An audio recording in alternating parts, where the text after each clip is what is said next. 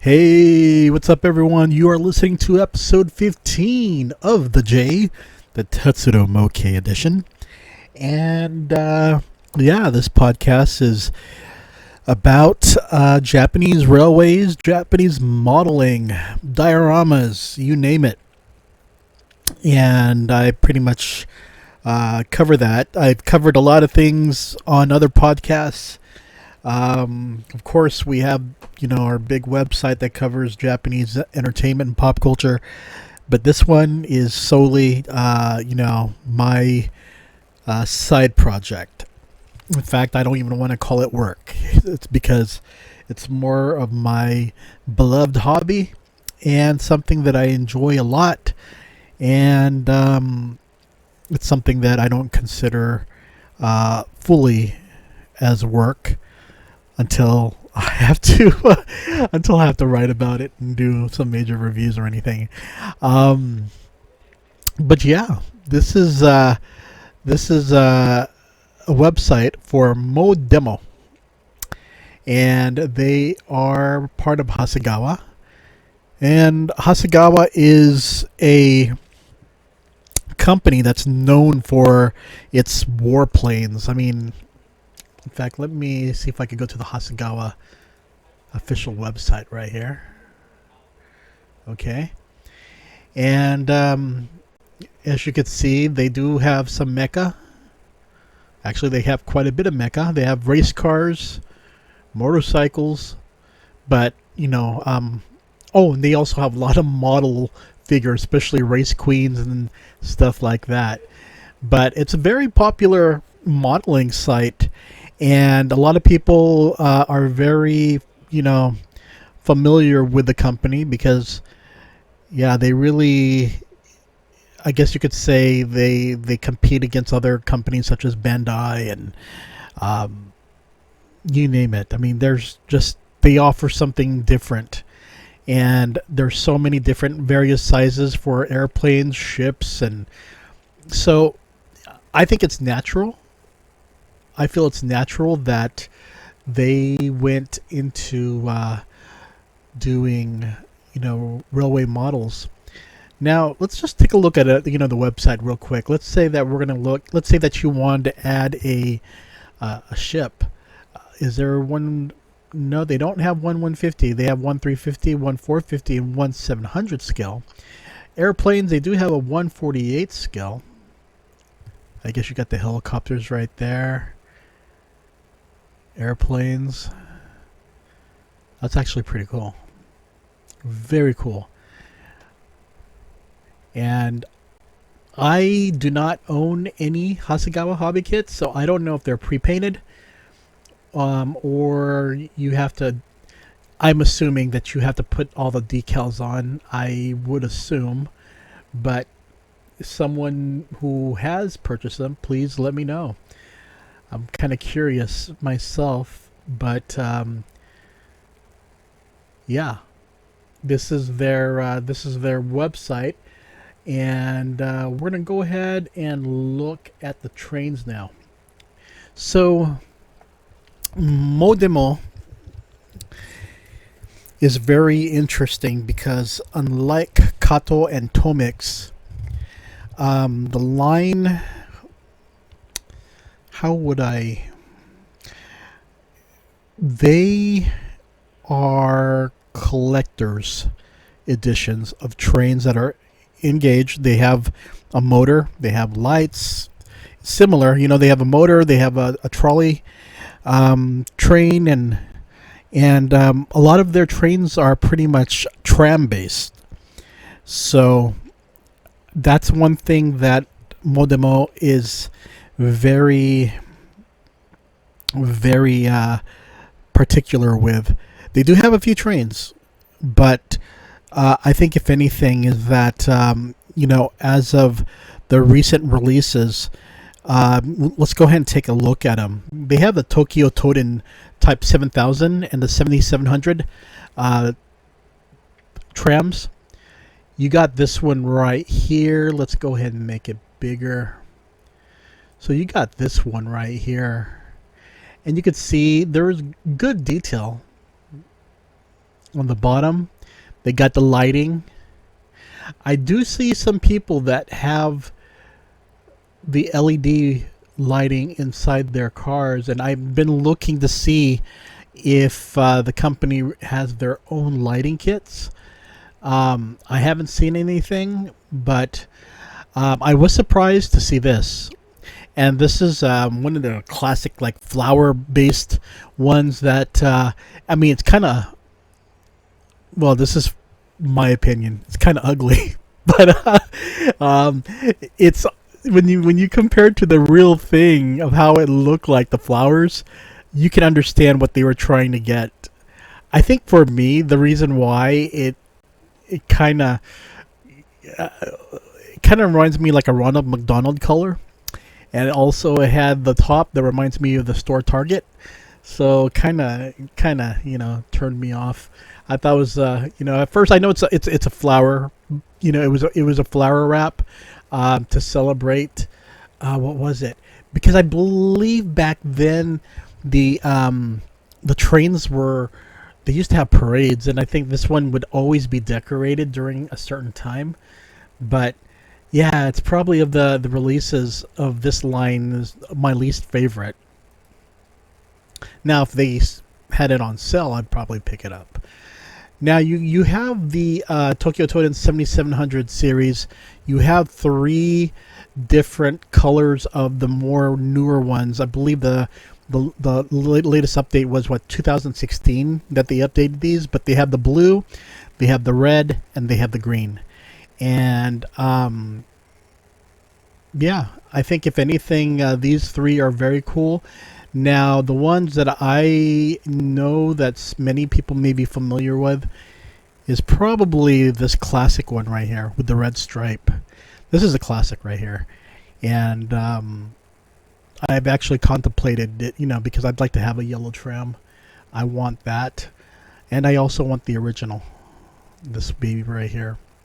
They have it at parked in the museum, I believe, or somewhere in, I'm not sure. I know there's something on Wikipedia or Railway Japan where it's currently parked at. So they also have the older 7000s right here, which is pretty cool. And this is the one that I want badly, but it was released in 2020, and I lucked out. It's already hard to get. Pretty much how these Modemo trains or trams, and once they're released, they'll release only so many, and if you miss it, you're going to be paying high prices. In fact, if you look on Japanese websites, there are people who are selling theirs, but they're putting a premium on them. Now, the reason why I want this is because it's the car I rode when I went to Kamakura. This was actually connected to a green. I'm not sure if it was the Type 500 or so, but it was just the, not the main motor car, but the passenger car that was connected. In fact, when I think about it, it could have been connected to a Type 20. But I did ride the blue one, and because it was like different from this one, which was all green and yellow. So I wish I could get this, but unfortunately, the prices are just so darn high now. Because when this was released, it was only 11,800. So with tax, 12,980. Well, it comes with two trains, but the thing is that that's about close to like $90 or so. So that's an average price. But one thing with Kato or Tomix, you can at least rely that they will be around for several months after their release. And with the Modemo stuff, it's it sells out. So even they tell you that if you see it, get it now because you're not going to see it again. If you do see it again, it's from a reseller. The Enoshima stuff is really tough. I mean, I really like the Enoshima stuff, but again, it's very difficult. They also have the Hakone Tozan Railways, the Type 2000s, and okay, I like the Tomix one for the current one that I saw, which had the yellow stripe, and they call it the Saint Moritz version. And but these are the early ones, so you have the initial. Was this the one? Yeah. So it had just a basic gray without the red. And then this one, I believe, with the black. The debut painting. But still, that's a really good price because you only get 2 with the Tomix one, and you get 3 with this one right here. So I think it's really cool. They also have the Glacier Express paint too. Very nice.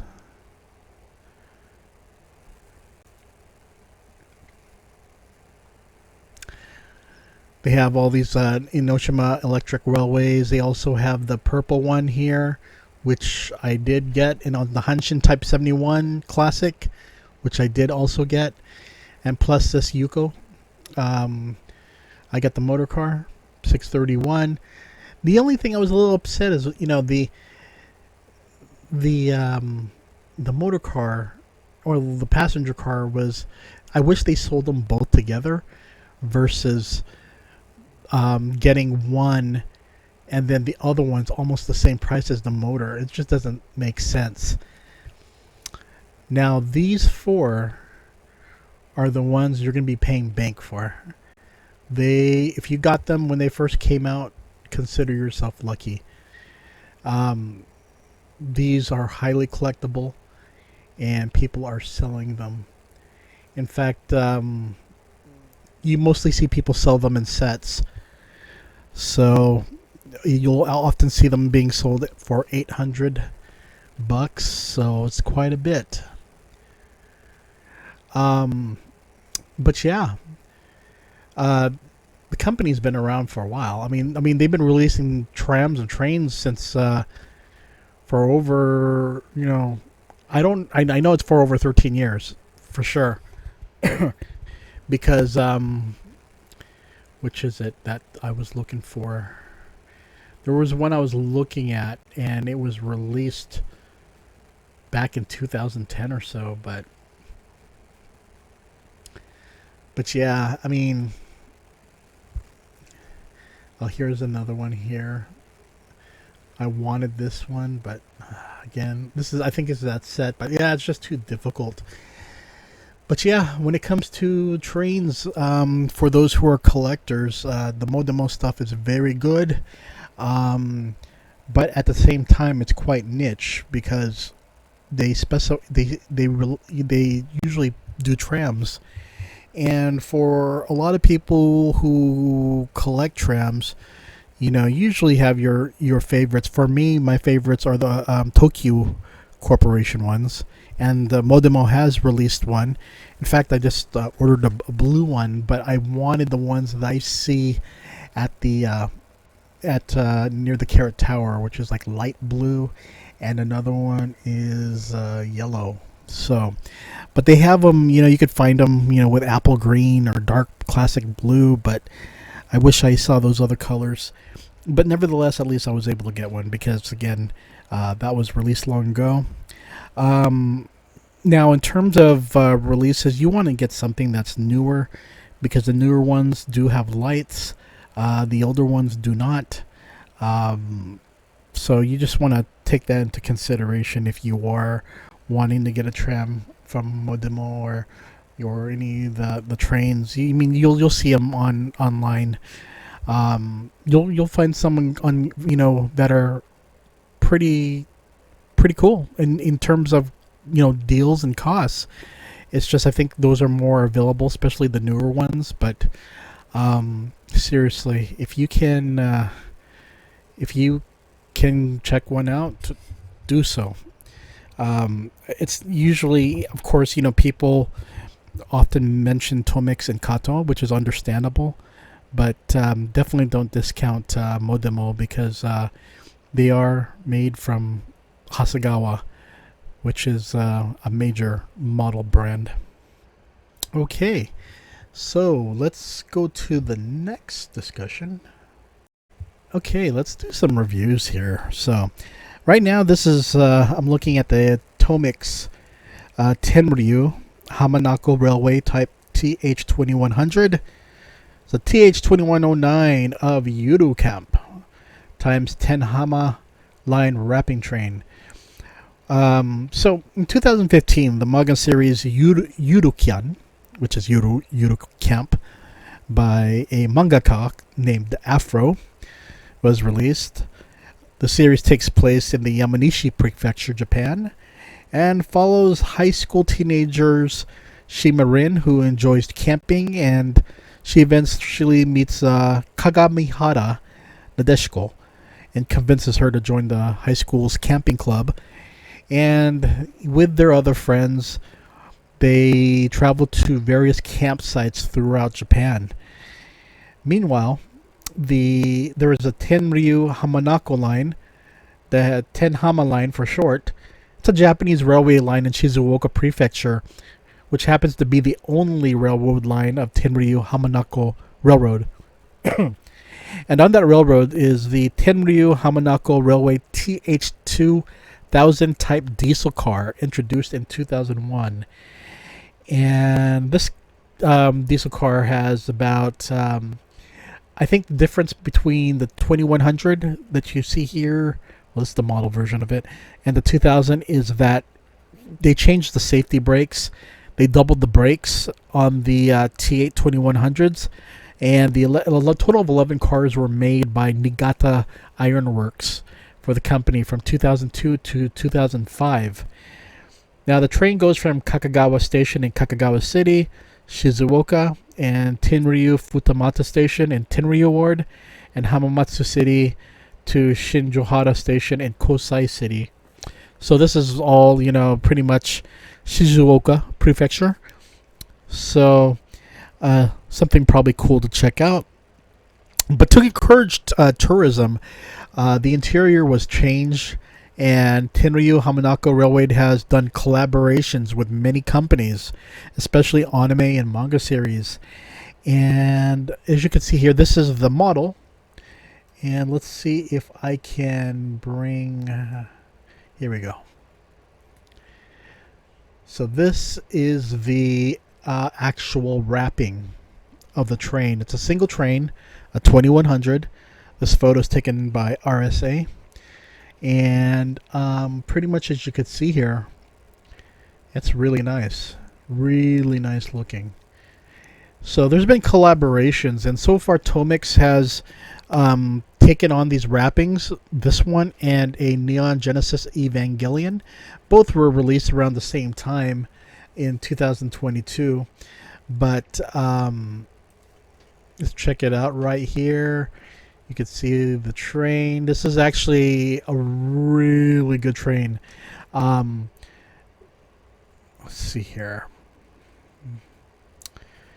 I think if anything, the train features wonderful reproduction of the rear wrapping, and it's applied towards the windows and the side windows. The car number and company crests are also printed.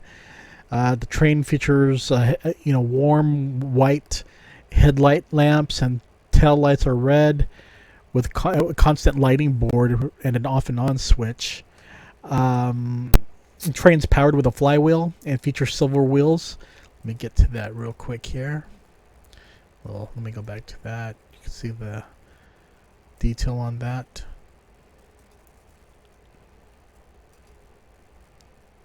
You can see the couplers right there. It's really well printed.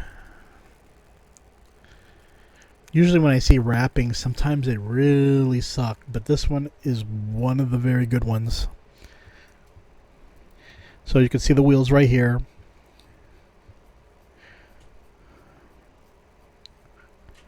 You know, I have tested this train on both Tomix and Kato tracks, and it just runs fine. It's one of those trains you really don't have to worry about.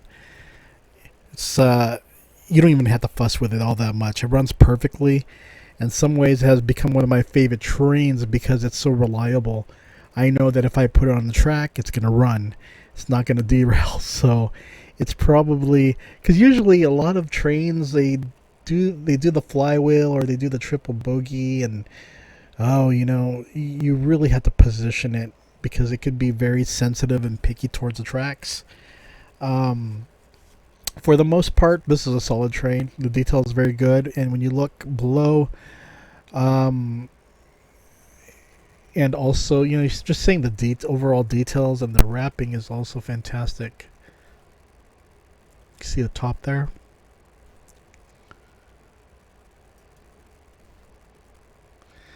Looks like I got some rubber cement. I was working on something, and I think if something fell over it, so I'll have to clean that out. But yeah, look at that detail right there. That's very nice. Okay, so the next review is for the classic Tomix 2252 JNR rail bus trailer, the Kiha 02. This one is a Goldie oldie. I don't even know what year this was made. Probably in the 80s or 70s, I do not know. But when it comes to Japanese rail cars, the original Kiha series is a true classic. It's something that I always want to get my hands on.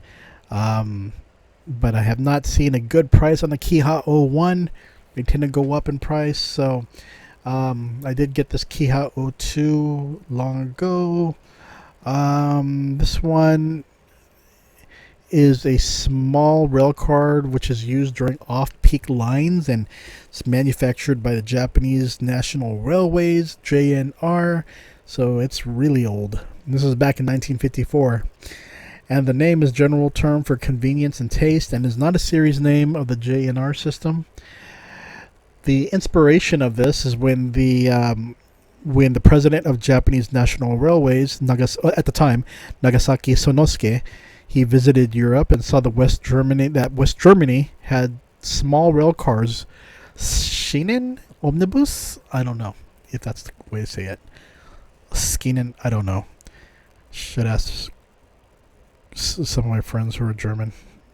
But yeah, they use it. The West Germans use it for their local lines. And when he returned to Japan, he actually ordered the development of a similar small diesel car.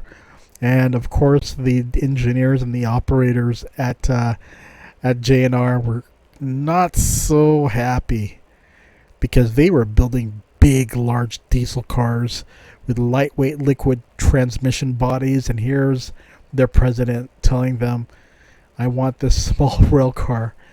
And while the car was manufactured by Tokyo Car Manufacturing, the design of the rail car was to apply the design of a bus to a railway vehicle in order to improve the balance and increase the number of trains in sparse local lines.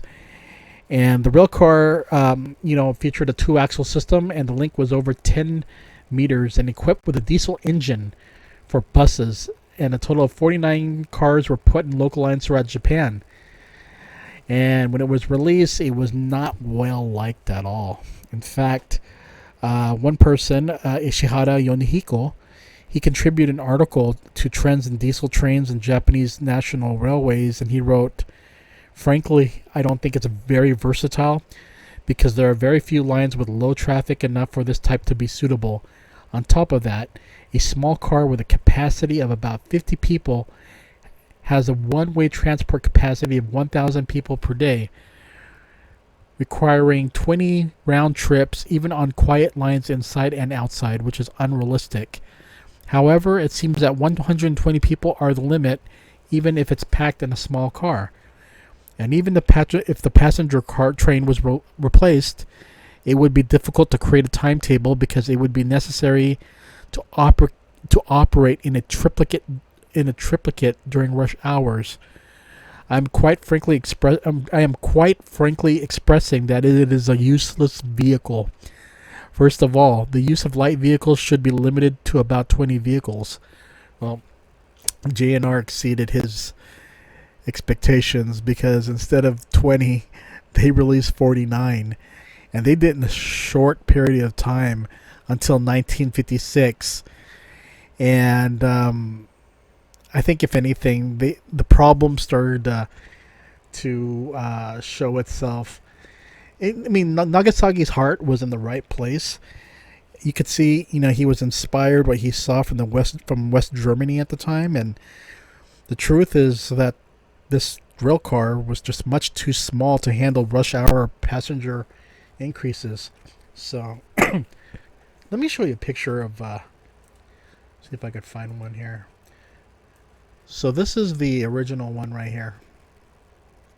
This is the 01. So, excuse me. And the Kiha is just a classic. I mean, the Kiha 01. There's so many Kihas now, but this is the original.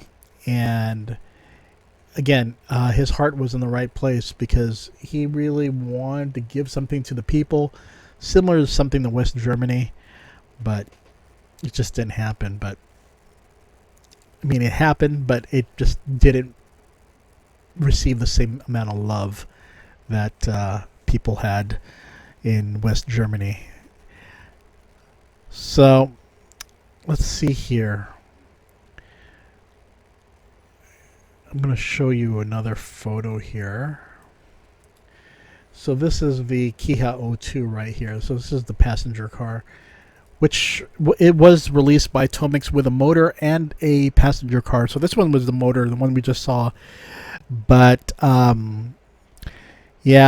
the overall control function was not installed in order to reduce manufacturing development costs, and it became necessary for a driver to get into each car in order to carry out tandem operations, resulting in increased labor costs related to driving. It also lacked the versatility because it was not suitable for long distance driving because it did not have a toilet, and the lifeline for the initial Kiha 01 to 03 was just 10 years. All cars were scrapped, dismantled, or is now sitting in the museum in parts today. I believe the Kiha 03 is preserved at the Asahikawa Depot and was designated as a quasi-railway monument in 1967. And it found a new home at the Otaru City Museum, Railway Science and History Museum, as of 2018. The Kiha 02 was preserved at the Hizen Ikeno Station ruins and became a children's library, but it fell into disrepair and was dismantled in 1983. I personally have not seen many photos of the 02. I have seen them of the 01 and the 03, but I think the 02 is one of those rarities because, people didn't want to keep it around for some reason. I mean, it's a classic. And you could see where they were going. They wanted to make it look like a bus, but on the rail line, it's not that bad. But let's go here. Let's take a look at a few photos here. As you can see here, this is a classic Tomix. This is way before. This is when they were, I think, made in Hong Kong, and the paints were always like uneven. The silver paint is from the original oldie. I know the silver paint was removed later, but it looks like a lot of them were hand painted back then.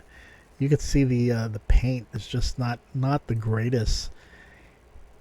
But it had the steel wheels, so I mean you can't complain about that. Here's the top right there. Now, it's one thing that's really interesting is because here it's, you got the red and cream color, but when you get to see the actual, the other model trains for the Kiha 01, and I'm not sure if it's 03, but mostly the 01, it tends to be like maroon, like darker red, not this little cherry red or just red. Well, I guess Pantone wise, they would just say red. I don't know. But yeah, this is a very for me. I love seeing old trains, and especially the JNR stuff. I think they have a little class within themselves compared to the newer ones. The newer ones are of course, they're modern, but back then it's just really interesting to see the creative designs of a lot of these trains. I like those double doors right there.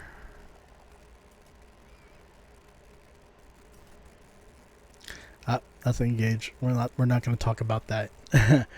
But yeah, this is the Kiha O2. It's like a classic classic Tomix train.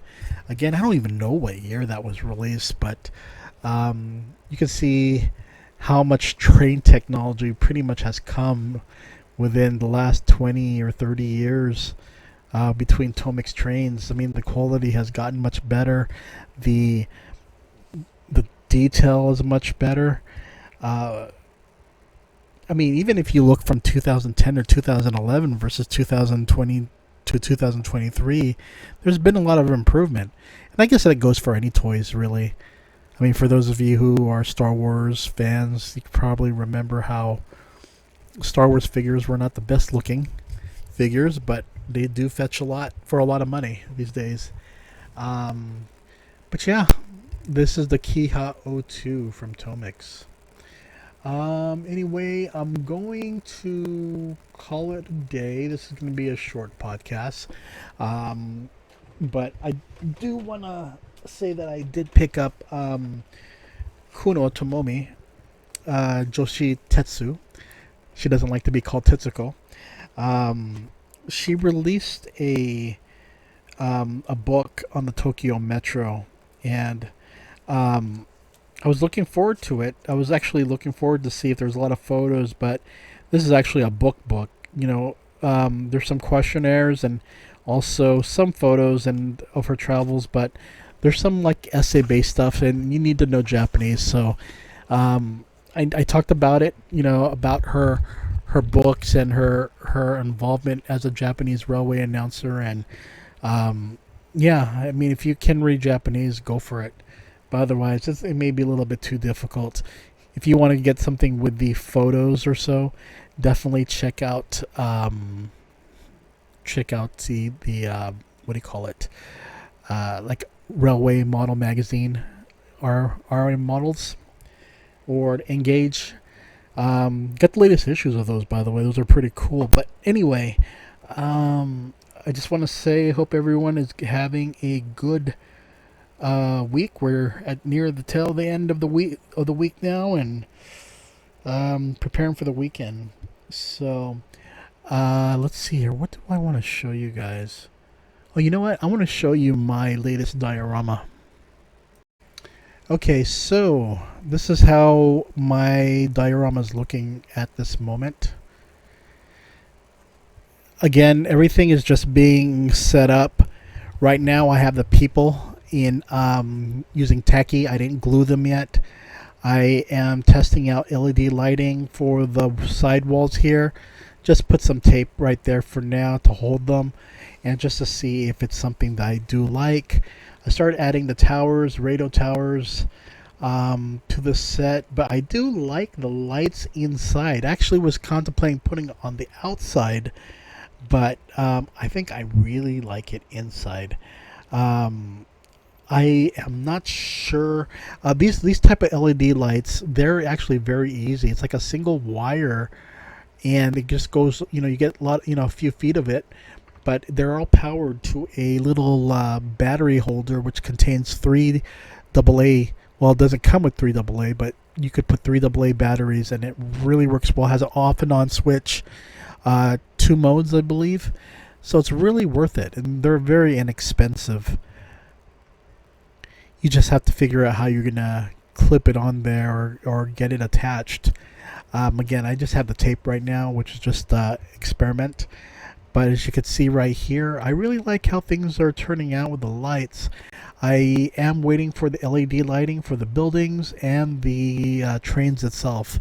So I look forward to that day. But still, there's a lot of work to be done on this. A lot of work, and it's like one step at a time. It's really at a slow pace, but everything is pretty much Again, this is a smaller diorama set, but yeah, that's that's how my diorama's looking right now. It has a total of 1, 2, 3, 4, 5. 1, 2, 3, 4, 5. I have 5 tracks running.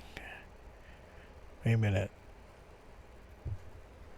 1, 2, 3, 4, 5. Nope, I have 6. I have 6 tracks running. So, I mean, it's all good. Um, I am primarily using Tomix tracks, mainly because of the high variety of them and availability. Is there anything else that I want to talk about in this podcast? Nope. I actually had to get some sleep right now, so I gotta end this. But I hope everyone's having a good week, and I'll see you all later. Bye bye.